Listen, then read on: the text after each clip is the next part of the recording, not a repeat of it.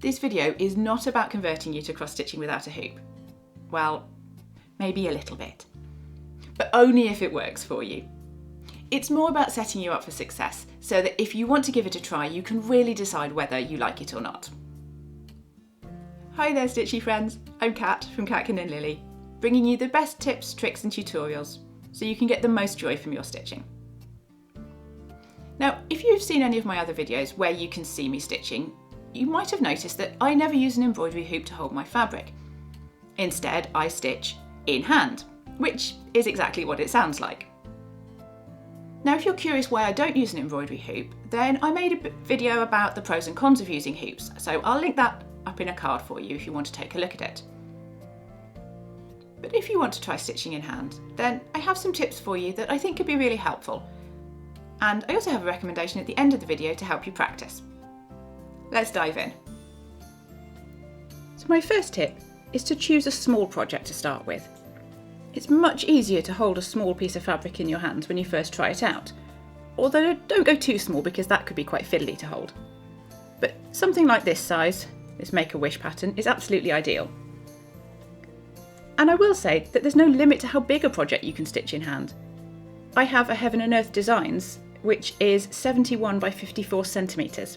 So that's pretty big, and I stitch all of that in hand. So that brings me on to tip number 2, which is really helpful if you're working on a slightly bigger project like this one, so you've got a bigger piece of fabric. And it can be really useful to roll up any excess fabric to get it out of the way while you stitch. So I often just roll one edge up, and then I can work on this part here. Or I sometimes use these little clips and pop them on top and bottom, and that'll keep it rolled up while I'm working on it. Now these are wonder clips or just sewing clips if you wanted to look for them on Amazon. I do find rolling rather than folding is a little bit better to avoid making creases in your fabric, but you could fold it if you prefer. Tip number 3 also follows on really neatly from the previous tip, and that's to work from the corner of your design. Now, I know it's a lot easier usually, the centre's usually marked on your pattern, and you would often start working from there so that you know it's nicely centred on your fabric. But if you're brave enough to work from a corner, then it means that you're always working away from any completed stitching. So I'll be working in this direction. And that reduces the amount that you're touching it. This is another good reason to start with a small design, because it's much easier to be sure you've started stitching in the right place. And as long as you have a decently sized bit of fabric, you'll have some wiggle room anyway. Now, if getting the right size of fabric is a bit of a game of chance for you, then go and check out my blog post on how big should my cross-stitch fabric be, and that will set you straight. I'll pop a link to that in the description below. So tip number 4 is keep your hands clean. You might have guessed this was coming after what I just said about touching your work. So I find that stitching in hand allows me more control of my needle, and I actually find that makes for faster stitching, which is obviously great. But the flip side of this is that you are touching your fabric and your stitching a little bit more than you might if it was in a hoop, as you can see here. So you definitely want to make sure that your hands are really clean before you start a stitching session. And don't eat while you stitch, unless you use chopsticks, because apparently that's a thing.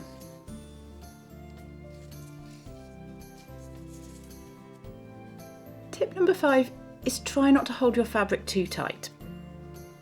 Now, this one's a little bit difficult to explain, but after trying it out for a bit, you'll probably find a way to hold the fabric that feels right to you. But however you do it, you don't want to hold your fabric so tightly that it gets pulled out of shape, or the pressure of your fingers actually makes sort of divots in your fabric. There's no really good way for me to tell you how to do this. It is a matter of finding the way that works for you. Tip number 6 is to practice getting the right amount of tension in your thread, so that your stitches aren't too loose or too tight. I think this is probably one of the main reasons that cross-stitchers are worried about trying to stitch without a hoop, but it honestly isn't a problem. You just need a little practice. And some stitchers actually say they find it easier to get a nice tension without a hoop. I certainly know I do.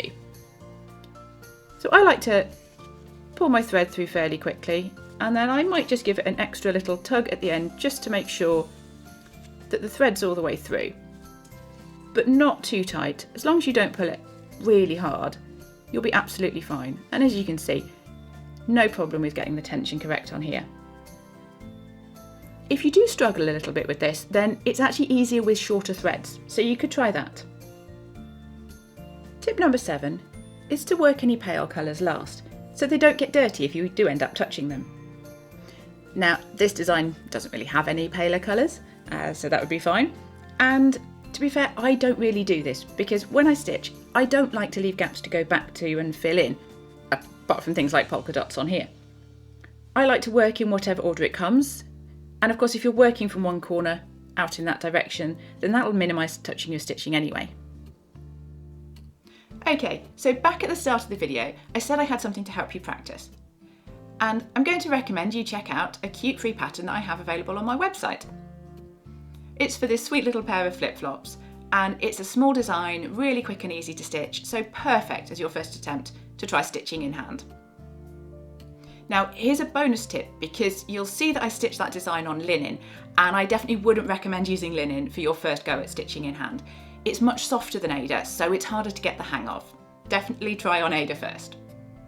I also have lots of other small patterns in my Etsy shop that would be perfect for stitching in hand, so I'll pop a link in the description below if you fancy having a browse.